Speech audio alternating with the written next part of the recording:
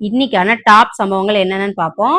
அதுல ஃபர்ஸ்ட் இன்னையோட ட்ரெண்டிங் என்னன்னு உங்களுக்கே தெரியும். முதலமைச்சர் விஜய் சார் சிங்கப்பெண் அதிரடி படைய திறந்து வச்சாரு. விஜய் சார் மூவில வர்ற சிங்கப்பெண்ணே ஆள போறான் தமிழன் இசைய காவல்துறை வாசிச்சாங்க. அதெல்லாம் ஹைலைட்டா இருந்தது. அப்புறம் பெண்களை தொந்தரவு பண்ணிட்டு ஈஸியா தப்பிச்சுலாம் நினைக்கிறவங்களுக்குலாம் கடுமையான தண்டனை கிடைக்கும்னு சொன்னாரு. இந்த சிங்கப்பெண் அதிரடி படைக்கு 354 கோடி ஒதுக்கியிருக்காங்க. 2ஆம் கட்டமா 2500 பணியிடங்கள் உருவாக்க போறாங்க. பெண்கள் பாதுகாப்புக்காக இந்தியாவிலேயே முதல் முறையா ரோந்து வாகனங்கள்ல ட்ரோன்களை பயன்படுத்த போறாங்க.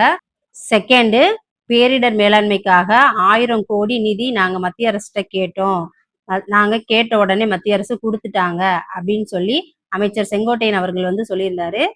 தேர்டு, அன்புமணி ராமதாஸ் அவர்கள் புதுசா பதவி ஏற்றுள்ள தாவேகாவோட ஆட்சி சிறப்பாக இருக்கு அப்படின்னு சொல்லியிருக்காரு.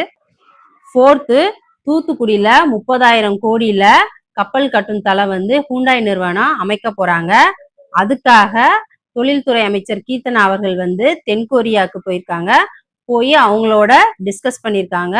அப்ப தமிழ்நாடு உங்களுக்கு ஃபுல் சப்போர்ட் பண்ணுவாங்க அப்படின்னு சொல்லியிருக்காங்க. இதன் மூலமா 55,000 பேருக்கு மேல வேலை வாய்ப்புகள் கிடைக்கும். 5வது, முதலமைச்சர் விஜய் சார் 25 மாநகராட்சியிலையும் 24 மணி நேரமும் தடையற்ற குடிநீர் வழங்கணும்னு சொல்லியிருக்காரு. அது மட்டும் இல்லாம நகராட்சியிலையும் பேரூராட்சியிலையும் டெய்லியும் அட்லீஸ்ட் 3 hours ஆவது குடிநீர் வழங்கணும்னு சொல்லியிருக்காரு. 6வது, செந்தில் பாலாஜி அவர்கள் மேல எஃப்ஐஆர் போட்டிருக்காங்க. அவரு டிரான்ஸ்பார்மர் டெண்டர்ல 397 கோடி ரூபாய் ஊழல் பண்ணியிருக்காரு. அதுக்காக அவர் மேல எஃப்ஐஆர் போட்டிருக்காங்க. 7வது, பழனியில அலங்கார நுழைவு வாயில் மற்றும் ராக்கால நந்திவன திறப்பு விழாவுக்கு பழனி தொகுதியோட ஏடிஎம்கே எம்எல்ஏ ரவி மனோகரன் அவர்கள் வந்திருந்தாங்க.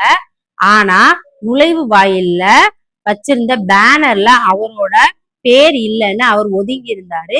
இதை தெரிஞ்சுக்கிட்ட அமைச்சர் ரமேஷ் அவர்கள் அவர்கிட்ட போய் மன்னிப்பு கேட்டு அவரோட சேர்ந்து அந்த திறப்பு விழால ரிப்பன் கட் பண்ணியிருப்பாரு.